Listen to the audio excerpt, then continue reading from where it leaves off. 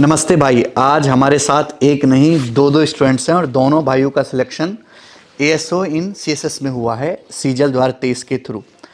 भाई का नाम है शिवम यादव और मनीष गुप्ता। आपकी ऑल इंडिया कितनी कितनी रैंक बनी है? सर मेरी ऑल इंडिया 294 रैंक है। 294 रैंक है और सर मेरी all India rank 534 534।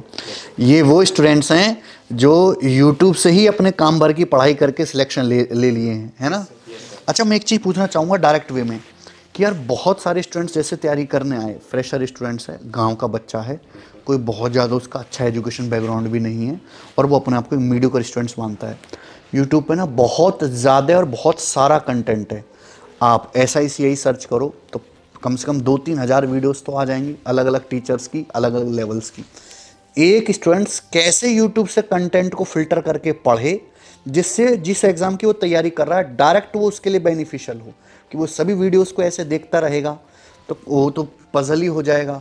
Telegram channel भी आजकल बहुत सारे हैं और उस पर बहुत सारी PDF अपलोड होती हैं। हर टीचर अपने हिसाब से चीज़ें वो अपलोड करता है। फिर PDF जो उसको सॉल्व करनी है प्रैक्टिस के लिए, वो कैसे फिल्टर करे कि हाँ यार मैं इस PDF के क्वेश्चन लगाऊंगा तो मेरा जो इस एग्ज़ाम की मैं तैयारी कर रहा हूँ मैं उसमें बेहतर कर पाऊंगा। कैसे कंटेंट को फिल्टर, मतलब यूट्यूब का सही इस्तेमाल बच्चा कैसे करे? सर पहले तो उसको एक अपना माइंडसेट सेट करना पड़ेगा कि मैं जिस टीचर को फॉलो कर रहा हूँ वो मेरे लिए बेटर है, वो मुझे सिलेक्शन दिलाएगा। पहले कॉन्फिडेंस होना चाहिए उस टीचर पे कि मैं उस टीचर को जिसको फॉलो कर रहा हूँ वो मेरे लिए हेल्पफुल है। पहली चीज़ तो ये। अब आपने बोला डाटा कैसे फिल्टर करे, बिल्कुल बहुत सारे डाटा आएंगे, बहुत सारे टीचर्स आएंगे रिकमेंडेशन में, तो सारे टीचर अपने अकॉर्डिंग अच्छा पढ़ाते हैं, कोई भी गंदा नहीं पढ़ाता है। वो पढ़ा रहा है वहाँ पे तो अच्छा ही पढ़ा रहा होगा, तो उसको देखना है कि वो किससे समझ पा रहा है अच्छे से। पहले ये है, तो उसको 2-3 वीडियो देखना पड़ेगा हर टीचर का कि कौन सा टीचर मेरे को वो नॉलेज दे पा रहा है जो मैं वहाँ पे चाह रहा हूँ। सबका लेवल सेम नहीं होता है, किसी का लेवल ये है तो किसी का लेवल ये है, तो अपने लेवल के अकॉर्डिंग सिलेक्ट करना है उसको अपना टीचर। मेरे अकॉर्डिंग ये सबसे बेनिफिशियल है कि इसको 1-2 टीचर देखना पड़ेगा कि कौन सा क्या पढ़ा रहा है, क्या मुझे कंटेंट दे रहा है। सर ऐसे फिल्टर कर सकते हैं अपने टीचर्स को। और सर जो आपने बात कही टेलीग्राम पे बहुत सारे चैनल हैं, सर यही रीज़न है कि सबका सिलेक्शन नहीं हो पा रहा है, लोग भटक जाते हैं। भटकाने मतलब ये चीज़ें ना अच्छी हैं, लेकिन अच्छी चीज़ तक पहुंचने के रास्तों में ना बहुत सारी बेकार चीज़ें आपको मिलेंगी। सर इसमें बेसिकली ये रहेगा कि हम अपने सिलेबस और प्रीवियस ईयर क्वेश्चन से हम फैमिलियर हैं, तो सबसे पहले हम उनको अगर टारगेट रखेंगे उनको सबसे पहले तो हमें पता चल जाएगा कौन कैसा पढ़ा रहा है और कौन कैसा मतलब मटेरियल हमको क्या चाहिए। सर मैं तो सीधे ही अगर मैं अपनी अगर दूँ अपनी राय तो मैं सीधे कहूँगा सर आपसे जो मैंने गाइडेंस ली है यूट्यूब के थ्रू, तो मेरे आपने जो भी डाउट्स थे वो सारे एक मतलब आपकी एक वीडियो से ही, चाहे वो शॉर्ट वीडियो हो, उससे क्लियर हो जाया करते थे। तो मैं बस इतना ही कहना चाहूँगा। Thank you sir. वेलकम भाई। अच्छा, जो हम यूट्यूब पे वीडियोस बनाते हैं, बहुत सारे प्रैक्टिस सेशन हैं अलग अलग एग्ज़ाम के। DD का पेपर हुआ मैंने सॉल्व करवाया, इसरो का पेपर हुआ, MTS का पेपर हुआ, CPO का, CHSL का, हज़ार सवाल आते हैं। उसमें से मैं क्या करता हूँ कि 30-40 बेस्ट क्वेश्चन छांट के वही बच्चों को सॉल्व करवा देता हूँ। आपने वो वीडियोज़ देखी हैं? यस सर मैंने देखी है। देखिए सर, और वही हेल्पफुल है। मतलब अगर किसी की तैयारी हो रखे, कोई बहुत टाइम से प्रिपेयर कर रहा है तो उसने जो बेसिक क्वेश्चन है वो सॉल्व कर लिए हैं, उस पे उसका हाथ बहुत अच्छी पकड़ है उस पे, तो उस पे टाइम वेस्ट करने का कोई यूज नहीं है, वो टाइम वेस्ट है। सो जो क्वेश्चन न्यू आ रहे हैं जो आपको एग्जाम में चैलेंजिंग लग सकते हैं उनको सॉल्व करो बस आप, क्योंकि जो बेसिक क्वेश्चन है वो आपको किसी मॉक में भी मिल जाएंगे, कुछ भी आप बेसिक चीज भी करोगे उसमें मिल जाएंगे वो आपको। लेकिन जो हार्ड क्वेश्चन है जैसे आप प्रोवाइड करते हैं वो सर मतलब एक एज देता है किसी भी बच्चे को। जैसे अभी 2023 का एग्जाम जो था उसमें बच्चे प्रिपेयर होकर कि 2022 जैसा एग्जाम आएगा, इजी होगा तो मैं कर लूंगा सब कुछ।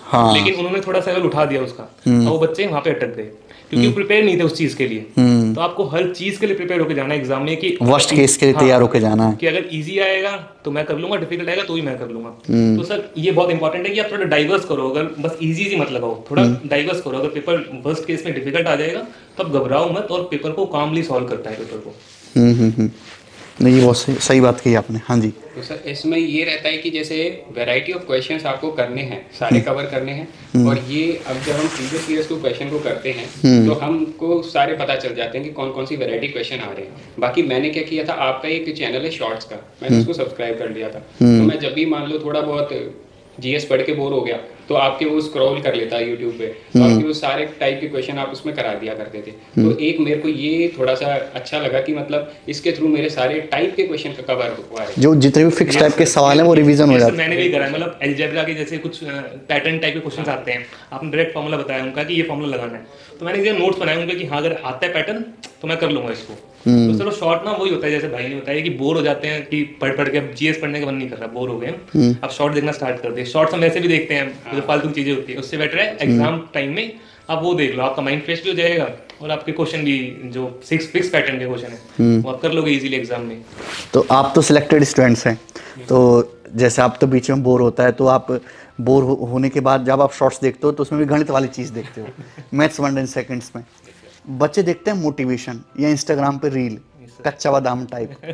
तो ऐसे जो बच्चे हैं, क्या इनका फ्यूचर में कुछ हो सकता है? इनको क्या सलाह देंगे कि किस तरह का कंटेंट बच्चों को कंज्यूम करना चाहिए? सर मोटिवेशन के लिए तो आपको ही रेफर करें, क्योंकि आप मोटिवेशन भी देते हैं और उसके साथ साथ टीचिंग भी करा देते हैं। तो जब भी मतलब अपन को तैयारी के दौरान क्या करना है, अपने आप को थोड़ा सा ऐसा रखना है कि हमें स्टडी को एंजॉय करना है। बिना एंजॉय करें हम उस चीज़ को नहीं कर पाएंगे।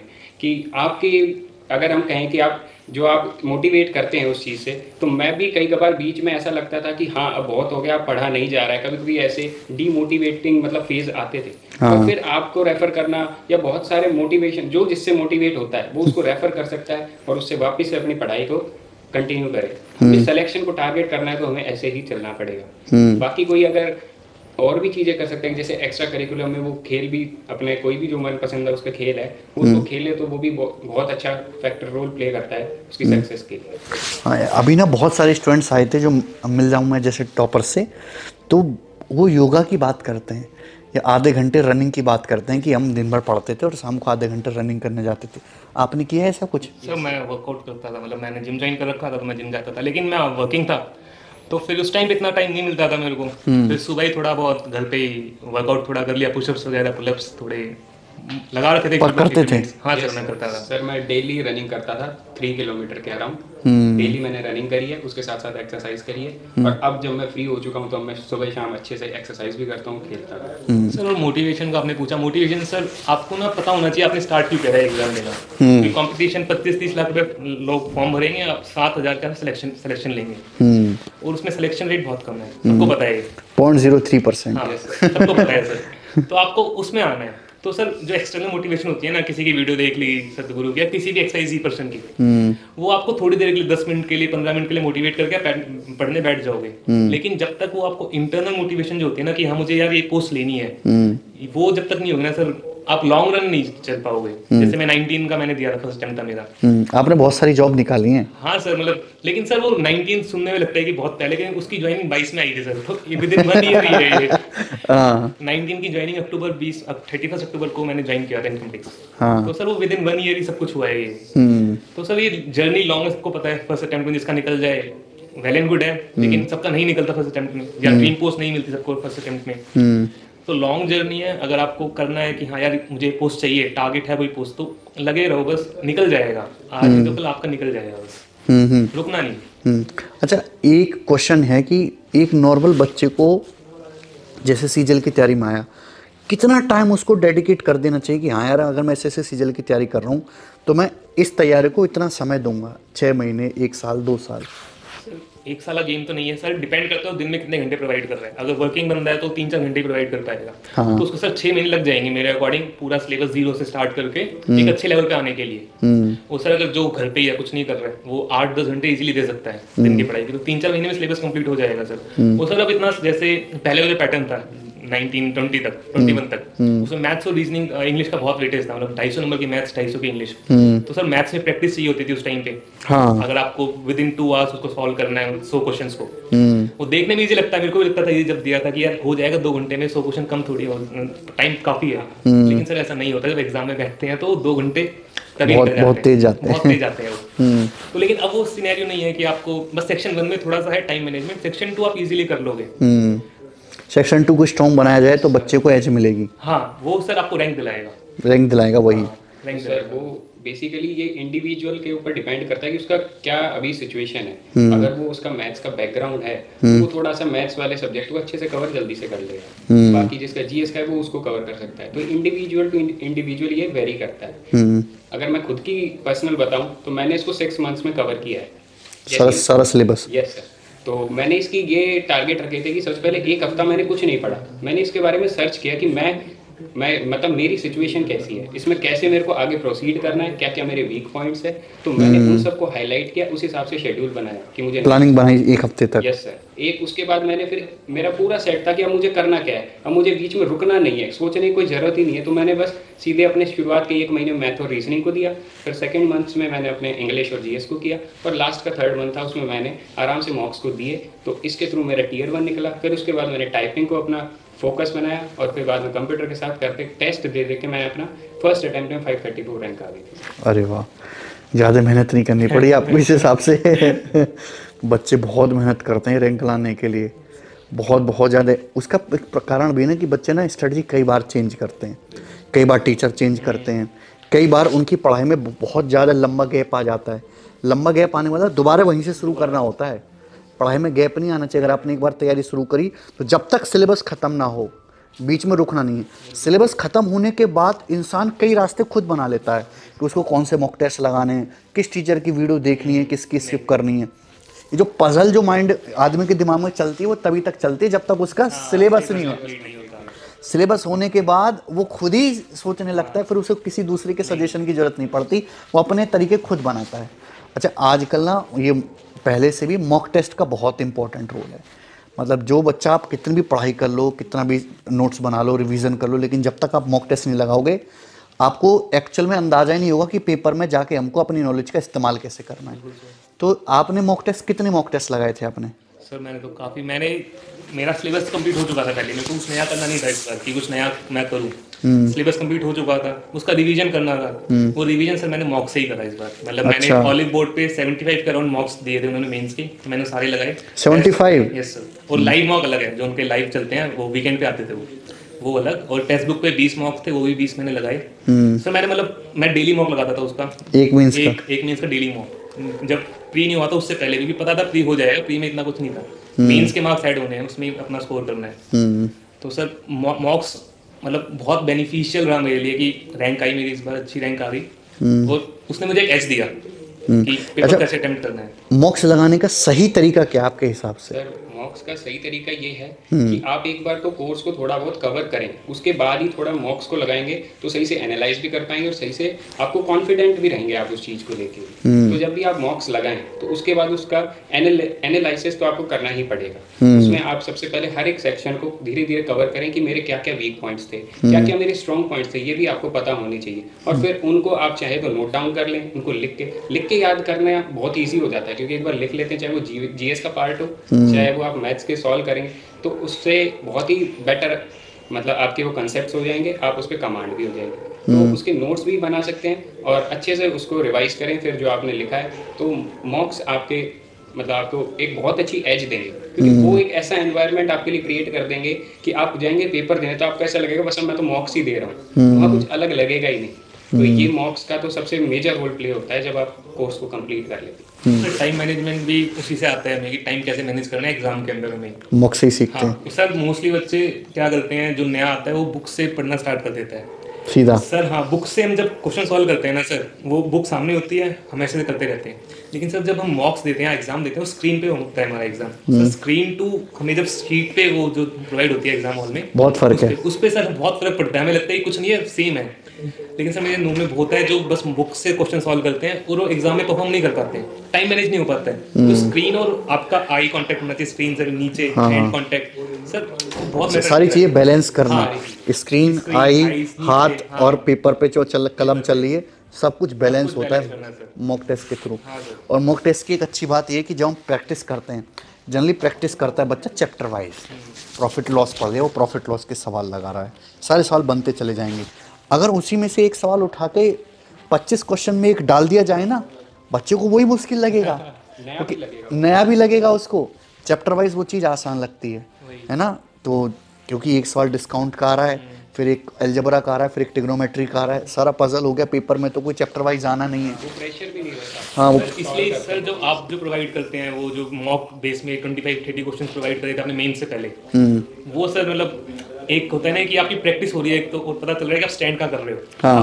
आपने क्योंकि आप जो क्वेश्चन प्रोवाइड करेंगे वो ऐसे क्वेश्चन नहीं होंगे, क्वालिटी वाले होंगे। क्वेश्चन होंगे। अगर आप वो क्वालिटी क्वेश्चन सॉल्व कर रहे हो तो कॉन्फिडेंस आता है कि यार हाँ गगन सर के क्वेश्चन सॉल्व कर लिए हैं तो अब ठीक है, सारी वहाँ पे अच्छा सारा वहाँ पे अच्छा परफॉर्म हो जाएगा। तो अगर डाउट आ रहा है, जैसे आपने कोई क्वेश्चन दिया तो क्वेश्चन नहीं हो तो आपकी वीडियो आप डालते हो उसको, उसमें से देख के आप उसको देखो कैसे जल्दी कर सकते हैं इस क्वेश्चन को। और सर लास्ट टाइम में आपने जो एक बुक निकाली है कंसेप्ट गेम, अगर किसी का सब कुछ कवर हो चुका है, एक बार अपने आप को मतलब टेस्ट करने के लिए कि मेरे फॉर्मूले सारे कवर हैं या फिर मैंने सारे कंसेप्ट्स को कवर कर लिया, तो वो लास्ट में करने के लिए आपने, वो बहुत ही अच्छी पब्लिकेशन है आपकी, तो उस चीज़ को अगर रेफर करें तो बहुत ही अच्छे मार्क्स उसमें भी इंक्रीज हो सकते हैं। हाँ, वो मैं भी रिकमेंड करूँगा कंसेप्ट के रिवीजन के लिए। बहुत सही है, फॉर्मूले डायरेक्ट हिट करेंगे जब आप क्वेश्चन को करोगे, सीधे फॉर्मूले जिसके प्रैक्टिस में है वो सीधे हिट करेगा, बाकी उसको फिर सॉल्व करता रहेगा। डिराइव उसमें बेसिक भी है, एडवांस मतलब हाँ सब कुछ है। अगर आपको कुछ नहीं आता तब भी आप उसको रेफर कर सकते हो, आता है तब भी रेफर कर सकते हो उसको, हर एक बच्चे के लिए, हर एक बच्चे के लिए सर। वो ये नहीं है कि जिसने कुछ कर लिया सिलेबस वही कर सकता है, जिसने नहीं करा ना वो भी रेफर कर सकता है उसको। मुझे इसको देख के ऐसा लगा कि अच्छा है, मतलब वो सर मैंने एंड में जब मेंस होने वाला था मैंने बस मैथ्स के लिए रिवीजन चैप्टर वाइज उसी को, जैसे एडवांस मैथ के ज्योमेट्री के फॉर्मुलेज होते हैं तो मैंने उसको खोला, मैंने चैप्टर वाइज फटाफट रिवाइज करा, हाँ ठीक है ये हो गया ऐसे करके। अलजेब्रा में ऐसे इसमें सारा गेम फॉर्मूला का अलजेब्रा में, हाँ उसके लिए काफी यूजफुल रहा वो। जो फिक्स पैटर्न के क्वेश्चंस हैं वो बहुत इजीली हो गए। ट्रिग्नोमेट्री के फॉर्मूले एक जगह मिल गए सारे आपको, सर किसी बुक में नहीं मिलता वो कि एक जगह आपको बस, इसलिए हमने बुक्स तैयार की बच्चों के लिए। सर ये बहुत बेनिफिशियल है। अच्छा YouTube की वीडियोस भी आप 2x की स्पीड में देखते थे या 1.5x में? सर मैं 2x पे थी। सर मैं तो नॉर्मल देखता था क्योंकि वो कंसेप्ट मेरे लिए नया रहता था। अगर 2x पे करूँगा तो, पर एक बार देख लिया ना उसके बाद रेफर करने की जरूरत नहीं पड़ती थी। फिर मैं सारे क्वेश्चन उठाता था कि चलो आप देखते हैं इंस्टॉलमेंट के। मैंने जैसे आपकी वीडियो देखी, मेरे को इंस्टॉलमेंट कहीं समझ नहीं आया, फिर मैंने एक बार आपकी रेफर करी कि चलो, तो कई बच्चों ने मेरे को सजेस्ट किया कि गगन प्रताप सर की वीडियो देखो, तो मैंने उसको देखा। तो वो 25 मिनट की वीडियो मैंने जब एक बार देखी तो उसके बाद मेरा कोई क्वेश्चन नहीं रुका और फिर वो सारे क्वेश्चन होते चले गए। हाँ ये था कि मैं बाद में फिर मैंने स्पीड बढ़ाना शुरू कर दिया जब एक बार वो समझ आ गया। कुछ ऐसे क्रूशल चैप्टर होते हैं जैसे इंस्टॉलमेंट बताया ना भाई ने, इंस्टॉलमेंट, इलेक्शन, रेस सर अब आना स्टार्ट हो गया, अब आना शुरू हो गया। इसमें ना बच्चों को कहानी बना के समझाना पड़ता है, बहुत एग्जाम्पल देके। सर जैसे हमने प्री से पहले वीडियो डाली थी रेस की, मेरे को याद है, प्री से नहीं मेन से, अभी मतलब आपने रिसेंटली डाली थी, एग्जाम चल रहा था वो। हाँ वो बच्चों को काफी हेल्पफुल हुई। मतलब जो ये ऐसे क्रूशल चैप्टर्स की ना मैंने अलग से वीडियोस बना रखी हैं। अगर किसी बालक को कहीं से भी कुछ भी ना समझ में आया हो ना, उन वीडियोस को देखो, मेरी पक्का गारंटी है कि उससे उसे समझ में आए, और वहां से भी ना आए तो फिर तो फिर छोड़ दो। शॉर्ट्स को भी रेफर कर सकता है फिर आपके, हाँ शॉर्ट्स में भी कवर कर देते हैं, 1 मिनट है तो आराम से आप सारी चीजें कवर कर जाओगे उसमें। कोई बच्चा अगर डेली, मैं चैनल पे 3 शॉर्ट्स अपलोड करता हूँ, वो 3 शॉर्ट्स अगर डेली देखने लगे ना, अभी स्टार्टिंग में तो उसको नहीं पता चलेगा, लेकिन जब 3-4 महीने तक वो लगातार देखता रहेगा ना, उसे पता चलेगा कि यार बहुत सारे फिक्स टाइप के सवाल ऐसे हैं जो बिना करे दिन में 3 मिनट देख के मैंने कवर कर लिए। इंटरेस्टिंग भी है, और इंटरेस्टिंग भी है, इंटरेस्ट बनता है। अब उनको कच्चा बादाम नहीं देखना, अब उनको यही देखना है फिर से। हाँ मेरे को बस ये सारे मैं कंसेप्ट क्लियर करता चला जाऊं और फिर पूरा बेनिफिट मिलता है सर इसका। अच्छा वोकैबुलरी कैसे तैयार करी है आपने? सर वोकैब मैंने नीतू मैम का कोर्स लिया था इंग्लिश का, तो उन्होंने कुछ वोकैब प्रोवाइड करी थी हमें, शीट्स प्रोवाइड करी थी, उसमें 20 शीट्स थी, तो 30 के अराउंड एक शीट में वर्ड्स थे, तो 600 वर्ड्स के आसपास थे। तो सर वही करा मैंने, वोकैब मैंने कुछ अलग नहीं करा कि ब्लैक बुक जैसे बोलते हैं, मैंने फॉलो नहीं करा। तो मुझे लगा कि उसका सर इतना रिटर्न नहीं मिलेगा, अगर आप पूरी ब्लैक बुक पढ़ने बैठोगे तो बहुत टाइम कंज्यूमिंग है वो सर मुझे पर्सनली फील होता है कि जो एसएससी वोकैब पूछ रही है आज के टाइम में, अगर आप इंग्लिश बैकग्राउंड से, इंग्लिश बैकग्राउंड से तो वो वर्ड्स आपने कहीं सुने होंगे नॉर्मल, आप इतना डिफिकल्ट वर्ड नहीं पूछ रही है एसएससी। और अगर ऑप्शन एलिमिनेशन से भी आप कर सकते हो उन वर्ड्स को, अगर आपने ऑप्शन कुछ देख लिया है, अच्छे से आपने उसको देखा है तो मैंने वोकैब के लिए कुछ अलग से फॉलो नहीं करा है। तो वोकैब तो मैं ज़्यादा प्रेफर नहीं करता कि करें, वोकैब से अच्छा आप कहीं और टाइम दो। वोकैब का तो ये है कि अगर हम प्रीवियस ईयर क्वेश्चंस को देखें तो उनको जब करते हैं ना, एक क्वेश्चन को किया तो उसके अराउंड 3 ऑप्शंस हो रहे हैं जो कि एक्स्ट्रा हैं। हमें लगता है कि ये तो चलो हमने एक अपना मार्क कर लिया, इससे सीख लेते हैं। बाकी जो 3 ऑप्शंस हैं उससे भी हमको याद रखना चाहिए कि एसएससी के माइंड में ये क्वेश्चंस है, क्या पता अगले क्वेश्चन में ये वाले ऑप्शंस भी आ जाए। तो एक तो सबसे बेसिक है कि आप क्वेश्चंस को करें, उनको नोट डाउन भी करें। अगर आपको जो लगता है कि ये मेरे लिए न्यू है तो उसको आप नोट डाउन भी कर सकते हैं, फिर उसको रिवाइज करें। सेकंड एक है कि आपको एक रीडिंग हैबिट भी रखनी चाहिए। जैसे मैं रीडिंग हैबिट में इंग्लिश न्यूज़पेपर पढ़ता था, हिंदू पढ़ता था मैं, तो उससे जब भी मैं उसके एडिटोरियल पढ़ता था तो उसमें कई ऐसे वर्ड आते थे जो थोड़े मतलब अगर हम उसको एसएससी एग्जाम्स में उनका यूज़ था कि मतलब उसको जब भी रेफर किया मैंने इंग्लिश न्यूज़पेपर को, डायरेक्ट एसएससी एग्जाम्स में वो वर्ड्स देखने को मिले थे। तो मैंने वहाँ से भी बहुत सारे वर्ड्स कवर हुए थे मेरे। बेसिकली अगर आप बुक्स अगर करना चाहें तो आप प्रीवियस ईयर्स को करें तो वो सफिशिएंट रहती हैं और उससे क्वेश्चन बन जाते हैं। अगर प्रीवियस ईयर की वोकैबुलरी ही बच्चा याद कर ले तो वो सफिशिएंट है। बिल्कुल सर। तो जीएस कैसे तैयार करी आपने? सर जीएस में तो मेरा अच्छा स्कोर नहीं है, जीएस की वजह से मेरी रैंक शायद 290 पर है, वरना और अंडर 100 आती। मेरा बाकी सब में स्कोर बहुत अच्छा है। 86 मैथ्स में था, 86 रीजनिंग, 127 इंग्लिश में। गजब है फिर। तो मेरा 32 है जीएस में बस। तो उसके लिए मैंने तो परमार एसएससी को फॉलो करा था, तो शायद लोग इतना ना इसको सीरियसली कि नंबर नहीं है जीएस में, क्योंकि सर आपके नंबर है तभी लोग सुनते हैं आपको, ना नहीं सुनते हैं। नहीं ये सुनेंगे सारे, मैं बैठा हूँ ना, सब सुनेंगे। मैंने तो परमार एसएससी फॉलो किया था सर, वो अच्छा है। मतलब मैं पर्सनली रिकमेंड करूंगा अगर किसी को करना है जीएस तो ज़्यादा कुछ एफर्ट नहीं, उसकी वीडियोस देखो बस। वो उसके टेलीग्राम चैनल पे क्वेश्चन प्रोवाइड करता है, वो क्वेश्चन अटेम्प्ट करो, फिर आपका स्कोर इंप्रूव होगा। कुछ बच्चे कहते हैं सर हमारा तो जीएस पढ़ने को ही मन नहीं करता, देखते हमें चुड़न सी होती है, नींद आती किताब खोलते ही। तो ऐसे बच्चों के लिए क्या सॉल्यूशन है कोई जुगाड़?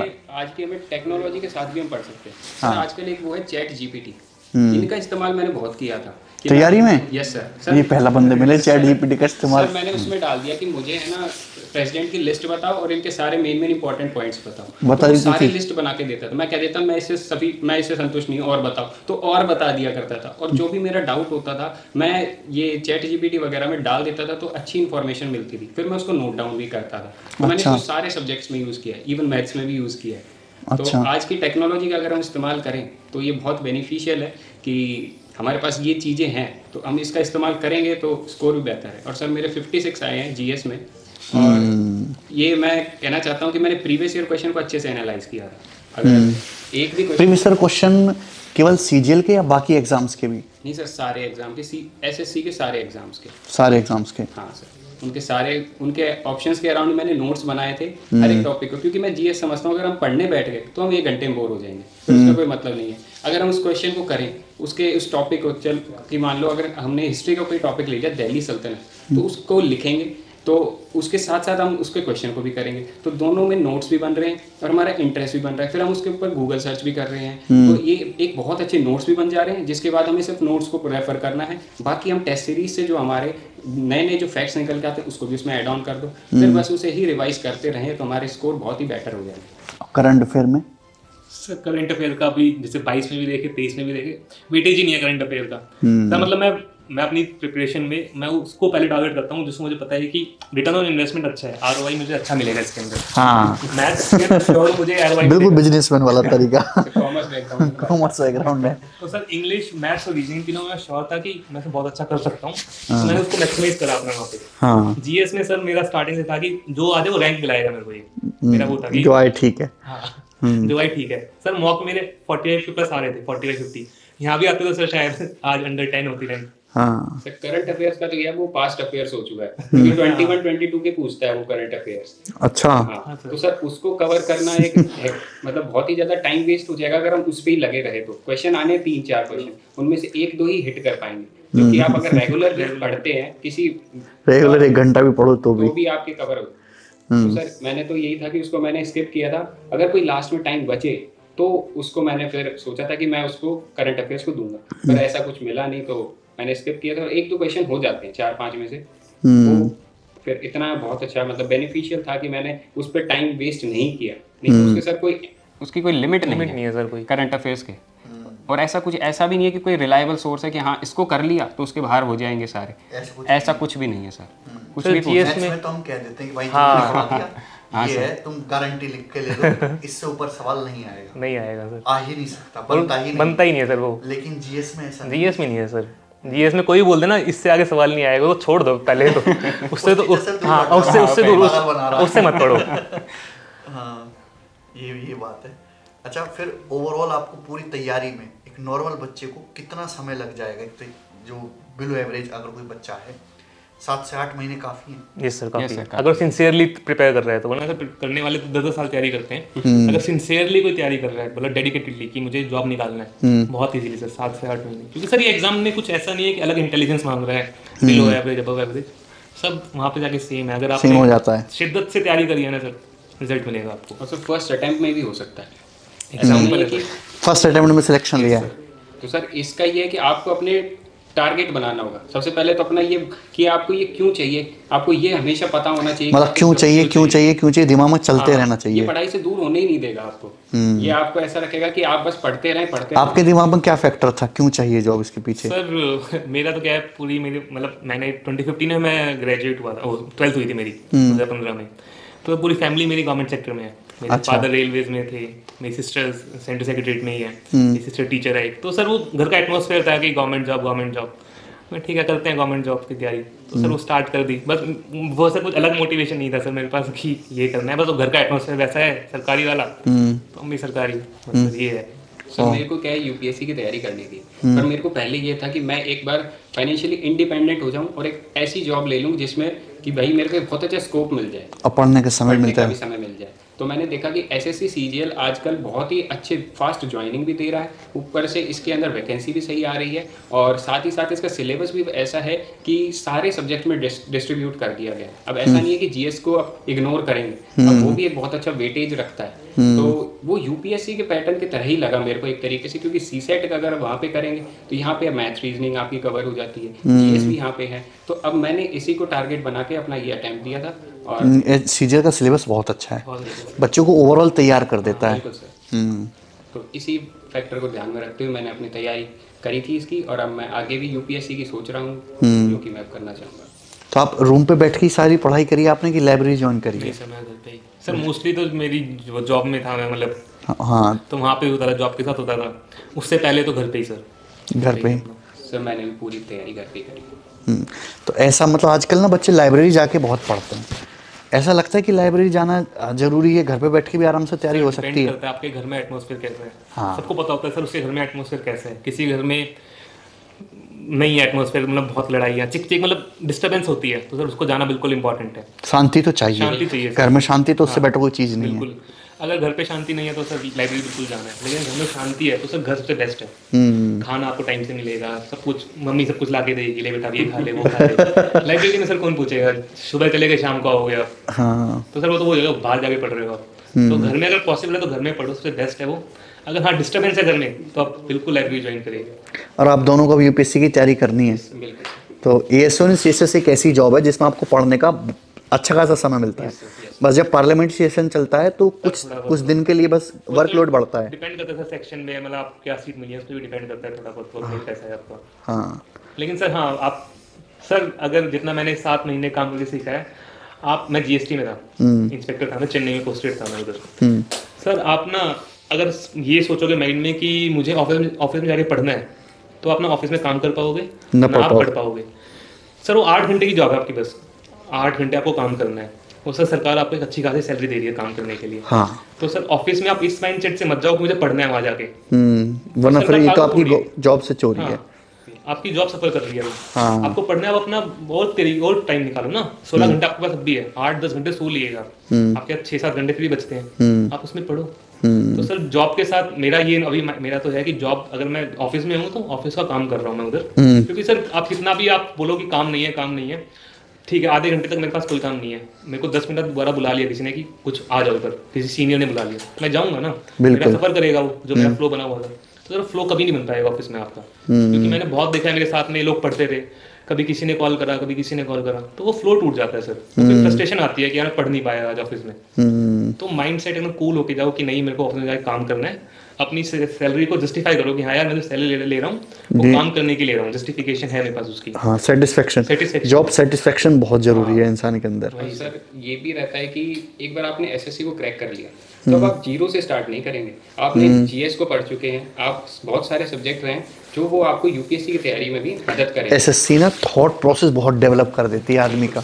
एक ग्रेजुएट जो बालक ग्रेजुएट हो चुका है और जिसने एसएससी की तैयारी की है ना, उसके ना एक प्रॉब्लम को सोचने का तरीका बिल्कुल अलग होता है। सर वो हार्डशिप से बीता होता है, वो सब स्ट्रगल देखा होता है उसने, वो सारे पहले phases एग्जाम देने का, फिर केस लड़ने का। 19 के टाइम पे आपको याद हो तो केस हो गया था, उसको 6 महीने बाद रिजल्ट आया था। हाँ। सर वो फेज बहुत डिफिकल्ट था कि कैसे, क्योंकि सिलेक्शन हुआ नहीं है, रिजल्ट नहीं आया है, तो वो मेंटली आपको एक स्ट्रॉन्ग करता है। मेरे को बनाया उसने स्ट्रॉन्ग किया, अगर हार्डशिप आएगी तो खत्म हो जाएगा, सब कुछ टेम्परेरी है, अगर आज खुशी है तो कल दुख भी आ जाएगा, तो बस इसी माइंड सेट से चलना है। अगर आज सिलेक्शन नहीं है तो कल सिलेक्शन हो जाएगा। बिल्कुल भाई। अच्छा, ऐसी कौन सी एक अच्छी सी बात जो आपने अपनी तैयारी के दौरान सीखी जो इन बच्चों को बताना चाहोगे? सर सिंसियरिटी और डिसिप्लिन, दो चीज़ें, मतलब किसी भी एग्जाम की प्रिपरेशन है आपकी लाइफ में भी, अगर आप डिसिप्लिन हो ना तो आप कुछ भी अचीव कर सकते हो, कुछ भी इम्पॉसिबल नहीं है। एसएससी का जो बोलते हैं सीजीएल का एक बहुत डिफिकल्ट एग्जाम है, अगर आपने सिंसियरली डिसिप्लिन तरीके से प्रिपरेशन करी है, आप सिलेक्शन ले जाओगे, आज नहीं तो कल आपका सिलेक्शन पक्का हो जाएगा। बस कंटिन्यू रखो अपनी प्रिपरेशन को, छोड़ो मत, डिमोटिवेट मत हो। कभी भी डिमोटिवेट हो ना तो उससे बात कर लो जो तुम्हें लगे कि यार तुम्हें थोड़ा मोटिवेट कर देगा वो बंदा टेम्परेरी, क्योंकि तुम्हारे अंदर मोटिवेशन एक तो अंदर से होनी चाहिए, वो कभी कभी होता है सर दब जाती है, बहुत ज्यादा प्रेशर आ जाता है सोसाइटी का, पेरेंट्स का, तो बस उस टाइम पे एक पर्सन चाहिए होता है लाइफ के अंदर जो थोड़ा सा मोटिवेट कर दे, यार तू कर लेगा, तू करता रहे, बस ये टाइम निकल जाएगा, दिस टाइम शैल डू पास। बस सर इसी मोटिव से लगे रहो, हो जाएगा। Sincerity plus discipline. Sincerity plus discipline sir. Main तो ये रहता है कि आपको अपने अंदर बिलीव होना चाहिए कि कोई भी चीज़ बड़ी नहीं है। एसएससी सीजीएल को आज हमने जब क्रैक किया है तो आज हमें लग रहा है कि नहीं यार इसको ज़्यादा ही सोच लिया था कि ये तो इतना हार्ड होगा, पर ये वास्तव में कुछ है नहीं। क्रैक करने के बाद आपको सबको एकदम सिंपल ही लगता है। बस ये है कि आपको परसिवरेंस रखनी पड़ेगी, हार्ड वर्क रखना पड़ेगा, और अपने डेडिकेटेड अगर आप पढ़ाई करेंगे, मतलब 6 से 7 8 घंटे तक भी आप पढ़ लेंगे तो सीजीएल आप फर्स्ट अटेम्प्ट में इजीली क्रैक कर सकते हैं। तो ये चीज़ आपको बस अपने अंदर मोटिवेटेड रहना है, और वो आपको वाई, एक जो फैक्टर होता है कि आपको क्यों करना है, वो वाई जब आपका क्लियर हो जाएगा तब आपको कोई भी चीज़ें दिक्कत नहीं आएगी। और दिक्कतें हर किसी के फेज, हर किसी को वो फेज देखने पड़ते हैं जिसमें वो कई बार लो भी फील करता है, और फिर वापस वो खुद ही अपने आप को एनर्जेटिक करे, चार्ज अप करे, तो वापस से तैयारी में लगे। तो एक जर्नी स्मूथ, मतलब ऐसे तो नहीं कह सकता कि मैं सीधी सीधी जाएगी, इसमें सारे वो साइनसॉइडल वाली वेव्स की तरह जाएगी। हाँ। उसको आपको पार करना है, और उसके बाद आपको डेफिनेटली सक्सेस मिलेगी, चाहे वो कोई सा भी फील्ड हो, चाहे वो एसएससी हो, चाहे कोई सा भी। सर भटकना नहीं है, यूट्यूब पे, इंस्टाग्राम पे यूज करो मिनिमल, मतलब 5-10 मिनट इंस्टाग्राम देख लिया, ठीक है, बस अपना कंट्रोल होना चाहिए, कंट्रोल होना चाहिए। हाँ, मतलब डिसिप्लिन कि अब मुझे 2 घंटे पढ़ना है तो पढ़ना है, फोन साइड में रख दिया, मैं पढ़ रहा हूँ अपना, किसी का भी कॉल आ रहा है, कितना इंपॉर्टेंट आ रहा है, बाद में बात करेंगे। वो आजकल ना एक शब्द बड़ा फेमस है, अल्फा मेल, है ना? अल्फा मेल वाली फीलिंग वो होनी चाहिए, गट्स पढ़ाई के उस फील्ड में। मतलब पढ़ाई कर रहे हो, बोर हो गए 2 घंटे, इंस्टाग्राम देख लिया, 5 मिनट देखने के बाद दोबारा फिर पढ़ाई में लग गए, वो असली अल्फा मेल है पढ़ाई की फील्ड में। तो ऐसा होना चाहिए। स्टार्ट करते ही रहेगा, हाँ, स्टार्ट हो गया तो कब 2 घंटे बीत गए पता ही नहीं चला, वो तो फिर लूजर मेल हो गया। नॉर्मल हो गया, अल्फा मेल और नॉर्मल हो गया। हाँ, तो बहुत अच्छा लगा भाई भाइयों से कन्वर्सेशन करके। अगर आपका भी सपना है दिल्ली में एएसओ इन सीएसएस की जॉब करने का, तो भाइयों की कन्वर्सेशन से आपको कुछ ना कुछ सीखने को जरूर मिला होगा। आप इस वीडियो को लाइक करो, अपने दोस्तों के साथ शेयर करो। बहुत बहुत धन्यवाद भाई। Thank you sir.